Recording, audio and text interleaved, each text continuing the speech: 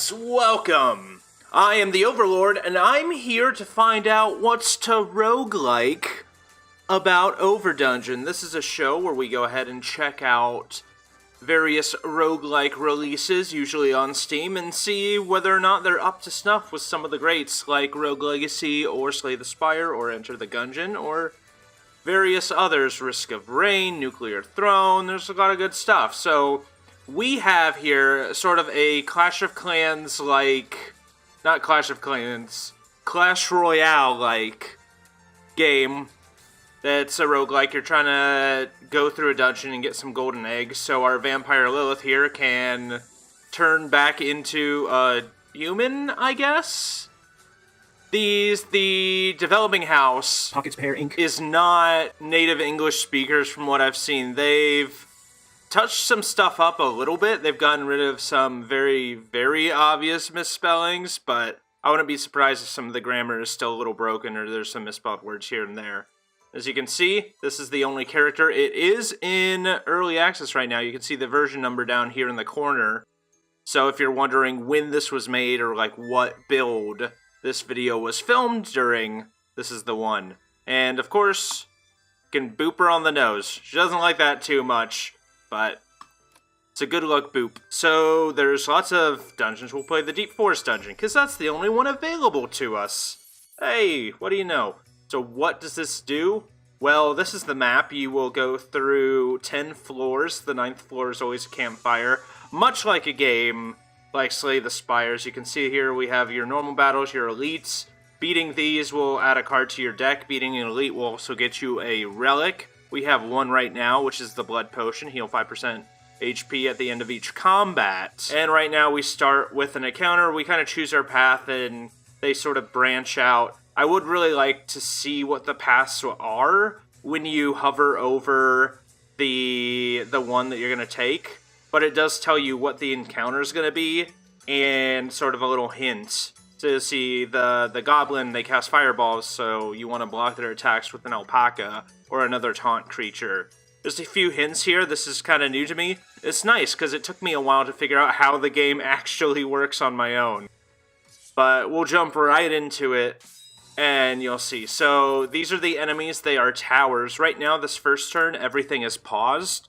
And you can see the enemy's intentions. They're intending to attack us and shoot fireballs that to us will deal 10 damage. So they'll do a little bit more to the alpacas. We'll put one down. It's a creature with taunt, which means one of the enemies is going to focus that creature instead. And we can play another alpaca. And now the game will start. You can play cards until you have 2 in your hand. So as you can see, this turn, because we played our powerful Overstrike, we were unable to play something that next turn because we overloaded by 2, as you can see up here. And that means we draw 2 less cards. 4 minus 2 is 2. And if you have 2 or less cards, your turn's over. So you kind of play a powerful spell, but you don't get to play anything next turn unless you have things that increase your draw. The more you can draw, the more you can play each turn, and it really gives quite the advantage. So as you can see, here's another Overload card. Counter, you gain 2 barrier for each enemy's intended attack, and that will nullify the next damage. So you want to stack barriers. This is pretty nice. It does overload you 1, but when I right-click here, as you can see, it shows you what the card is like. Much like Slay the Spire, cards can be upgraded 1 time. So it will show you what the card will be if you upgrade it, and in this case, it will just remove the overload. Fierce Flames, this just gets stronger and stronger the more you use it, so obviously a smaller deck size. Taking it early is pretty good. Taking it later on, maybe not so much, you won't see it as often. I'm thinking here, and then we have the Tesla. We build a Tesla which has Taunt. It's not a very strong tower, but it does attract enemy animals and enemy spells, so it keeps some damage off of you. I'm gonna go with the counter right now. And we'll go ahead. We don't need to camp right now. Actually, you know what? We're gonna camp, because, again, stop me if I say this way too many times, I'm going to be comparing it a lot to Slay the Spire because that's the point. We, here at What's to Roguelike, we compare it to roguelikes that we like, or roguelites, to see if it holds up, to see if these games, as more and more come out, if they start to, you know, if they have their own unique identity, or if they're just an inferior sort of copy of something else. You've bought the street in front of the really dubious swamp. The surface of the water you are lumpy. 2 blown up a creepy gas. It is floating a few of the wet bar. You seem to be familiar with one of the bars. Yeah, so as you can see, clearly non-English first language going on here. Seems like some of these were machine translated, and I would definitely like to see the developers pull in someone that can just rewrite these things. With this English, you can kind of get what's going on. You know, take a stick. So I guess you take a stick to fish out the gold bar, or you don't try to fish out a gold bar. But it's like there's a gold bar in a bubbly swamp. We're gonna take it. We'll lose some HP. We're at max HP, and the gold will be nice when we encounter a shop, which we could do now. But instead, I'm going to go for the Broodmate Dragons. The hint is dirty your discard piles. What this does is add curses to your discard, and curses are unplayable cards. So that means you're more likely to, when your deck reshuffles after a few turns, you're more likely to have garbage that you can't actually play. And so these guys are going to do curses right here, because they're kind of targeting themselves. And then this big beastie is going to, unfortunately, nuke our alpaca friend. I'm gonna take the risk, do the overstrike. I'm gonna take 44 damage this turn, just to try to get one of these down as quickly as possible. We have our counter, which we might as well play. And if we take too long, as you can see, the enemy turn counter starts to go up. And then they'll actually use their special effects. The animals and the towers kind of fire automatically. So, and then as you can see, our assault pony took that out. Do we want to overload next turn? I'm going to say no. We're probably going to need something else here. Oh, well, we don't have that much of a choice. We might as well. So that was one of those the unfortunate consequences of these curse cards. It's like, well, I didn't want to overload and lose a turn, but I had nothing else I could play, so I had to at that point. And then we will throw another assault pony there, and then we will just do a normal strike. We have one alpaca, which will absorb this fireball. As you can see, the mortar is continuously shelling the enemy here. We'll play another alpaca, and I'm going to put down another mortar. They're not attacking it, so it doesn't really matter where. Stacking it for aesthetic value, and there we go. We have our relic, a growth pot. Upgrade one card randomly in your deck with a 25% chance at the end of combat. So that'll be nice. I think we missed it for now, but next time. See, we could get more Fierce Flames. We could get Strike Barrier, or we could get the Generous Rabbit. Summons a rabbit, and then next turn add a carrot to your hand. So basically, next turn you can play an extra card, essentially. So we're going to take that. I've managed to beat things a few times with like a building intensive build that was really powerful. So we found a relic. It was the Flame Gauntlet. Deal 10 damage to random enemy tower each time you take damage. Hopefully, we won't be taking that much damage, but you never know. We're gonna... Let's see... It's unfortunate that you can't, like, scroll up and down and see, like, the entire map or pathway, so you can't really plan how you want to go as much, because I would like to show the storefront, but you can't do that, at least not yet. This is, again, in early access, very early in early access, so some of these features might change, but it's important to say that they are charging $15 for the upfront privilege to play. So maybe not super worth it. It depends on your budget. I'll get to a conclusion a little later on. The Goddess of Fishing. I'm not going to bother reading this. It's kind of difficult too with the broken English. So we could get gold, a relic, or a tonic, which increases our max HP and heals us. I'm thinking the tonic is a good idea. Getting the heal and increasing our max HP will, of course, increase the effectiveness of Blood Potion. And I'm going to take the Vile Combat, which gives us a curse that's removed when we rest at a campfire. And I'm going to see, I don't know if we'll be able to reach the elite, but I'm going to, no, we can't, so. But it's worth a shot. So the Alpaca will absorb one of those lightning strikes. Unfortunately, I don't have anything else, so I'm going to take 8 damage there. But I'm going to set up this mortar to just start continuously shelling. Here we go. We got some counters, so now we have some barriers. That's great. We'll play the Generous Rabbit. As you can see there, the barriers reflect the damage, and I'm still good this turn. Play an Alpaca. Play another Generous Rabbit. That gives us another carrot. Play another Alpaca for taunt. And then they're really good at taunting this guy. I'm thinking, do we want to overload? Maybe not. We will play an Alpaca, play a Mortar. For 100 damage, yeah, let's risk it. We still have a barrier. We're going to take another 8 damage. It shows us the total damage of the fight, so that 16 wasn't like, oh, you took 16 damage. It was like, over the course of this entire fight, you took 16 damage. And we can just finish it off. There we go. Easy encounter. And our Overstrike got upgraded because of our growth pot, so that's pretty good.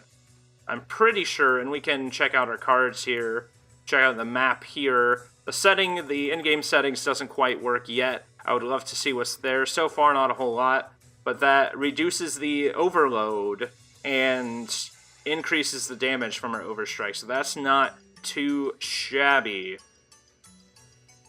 We can have a Fireball, a Storm that gets better the more cards you play, but obviously if you're not playing a lot of cards, it's maybe not the best choice.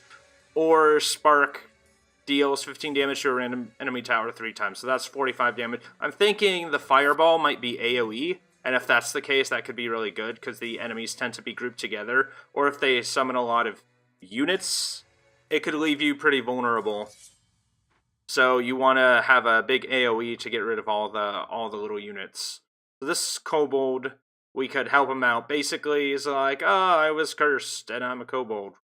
Add a random card to the deck. Let's see what it is. It was a Bolt from the Blue. So add this into your hand at the start of each combat. Deal 44 damage to all enemy towers, and then you gain 4 int. Int is like Strength and Slay the Spire. It powers up your attack. So if we had 4 int, instead of dealing 120 damage, our Overstrike Plus would deal 124 damage. The kobold turns back into a person. He's like, yay, I'm grateful. We will rest. And then we will continue to the boss worm. So what we have here, we're going to set up, he's not going to attack us, so setting up a counter won't do us any good. An Alpaca for some taunt. I'm going to put it way back, just so it takes him a while, and he can taunt for a few more turns. And then we're going to Bolt from the Blue, get it out of our hand, it's not that great, get our int early on, play a Mortar, get some more taunt going on. He's just put a lot of curses in our deck. And we're going to play the Generous Rabbit, and then our 1 Overload Overstrike. That'll be good, and that gives us 4 thanks to that. It was a nice combo. Going to get the barrier up now. These summon Panda Bears. Panda Bears coming in. Look at that. That would have been a great time for the counter instead of now. So we are going to take some damage there. Ouch. 50 damage. He should be about to pop now, because he is less than half health, and he splits into 2 other worms. That is the gimmick of this one. So far, each floor only has 1 boss, as opposed to a random selection of different bosses. But we'll play some Alpagas. As you can see, it's kind of a hectic game. It's predictable, but it seems like they plan to add a lot more content.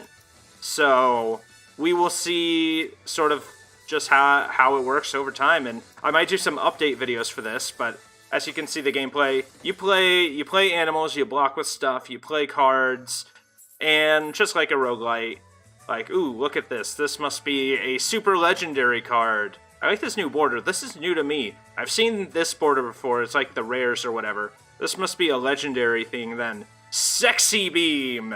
You overload by 3, but you deal 28 damage to all enemy towers, and you make all of the enemy animals to your side.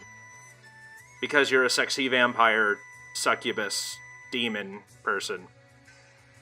This is a really interesting one. Scroll of the Backwater Team. Start of your turn, draw 2 cards. Upon pickup, lose 90% of your max HP. That's not a typo. That is literally 90% of your max HP is gone. We would have 22 HP, which means at the cost of being able to play 2 more cards each turn, we would probably die from 1 hit of everything. It is definitely something to take if you're a very, very gutsy person. Golden Eggplant, at the start of your turn, add 2 chick to your hand, and then chicks are weak and small. But I like this. The Converging Mage, at the start of combat, gain 3 int, and at the start of your turn, draw 1 additional card. That means we can play 1 additional card each turn. So those books are really, really good. So who should we face here? As you can see, I'll play a little bit more for this video, but this pretty much gives you a good idea of what to expect. It can get kind of frantic, it can get kind of hectic, especially because the towers and animals move in real time, and then you have this pseudo, and a bolt from the blue, you have this pseudo pause when that happens. So like this stuff will happen, but the enemy's not going to do that attack until I'm done playing cards for my turn. So I'm going to steal his goat, and I'm going to play the generous rabbit, which will be good. And there we go. We got our Sexy Beam upgraded from our growth pot. That's pretty great. We don't need more counters. Maybe a continuous shelling. 10 damage to enemy tower, gain 1 int. And then if the top 2 cards of your deck are attacks, it plays them for you. So it looks like we're going more for an attack power build. Hunting party. We'll see. Games, you know, it just like a good roguelike. Roguelite.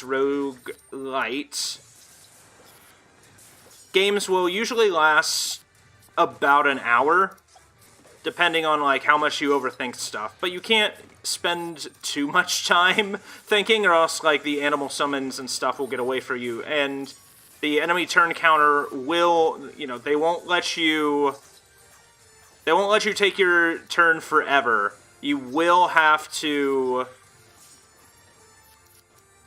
decide on an action. It would be nice if they added a pause feature, maybe with spacebar, even if it like froze everything in time, just so you could think a little bit. Gonna fireball right there. That should take out a lot of those. I think those are like attack dogs. Let's see. Could really use our Sexy Beam, but until then I'm gonna fireball those, take care of that guy. Gonna get a lot more summon there. Oh boy. We'll get our rabbit, we'll get our alpaca, assault ponies. Definitely, hopefully, Sexy Beam. Okay, that saved us. Turned us around right before it got rid of us. And we have our Overstrike. We had 8 int. I think that's what that little fireball was. Twin eggs. So this, summon 1 additional unit when an animal card summons 2 animals. Not too shabby. If you upgrade some of your alpacas, then like instead of summoning 1, then it summons 2. And then you start to get value. Unfortunately, you can't get rid of any of these cards. There is an event that I have encountered that will randomly remove a card from your deck. But other than that, there's no way at stores to like remove the crap cards or remove the starting ones. They're not bad, but you would much rather be playing, you know, your Sexy Beams and your Overstrikes than you would be just playing assault ponies. Like, at least alpacas have taunt, even though they're super weak. They can at least absorb a hit. But the assault ponies, I don't value too highly. Let's take Charge Beam. Every time we play it, we gain 5 int, so it makes us more powerful. And then, unfortunately, it only lets us go to 2 instead of 3 here. So we're going to just fight another encounter. So overall, I would say it's definitely, if you're just like, if you're watching this video and you're like, I gotta play this, Clash Royale was my jam, and this just seems pretty bonkers, it can be a lot of chaotic fun. And it's definitely not a bad purchase. There's a lot of quirks to work out. There's definitely a lot of translation issues that we'll take, what was that? Quick draw? Speed gear. Of course. The One Piece thing, probably. Probably not, but I think of it as a One Piece thing.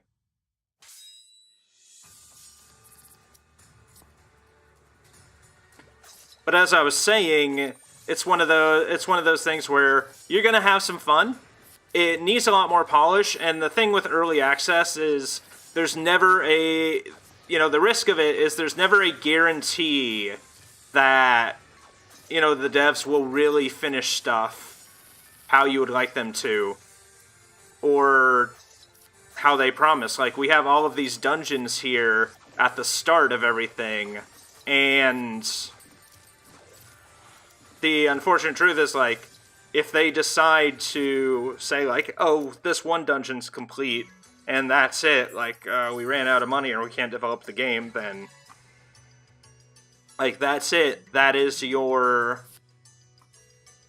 $15 gone. So, will you get, with early access, it's always wise to think about, will I get $15 worth of enjoyment? Whatever that means to me, with just what you see here. And I'm already on I'm about halfway through a run right now. And as you saw in the menu, there's a lot of stuff coming soon, so like, for me, 15 is a little steep for being so early in early access, but the game loop is complete, and all in all, I roguelike it. I really do. I want to see this, like, tons of updates and stuff, and see it really start to evolve. That would be fantastic. But until then, it is pretty sparse, so, buyer be cautious.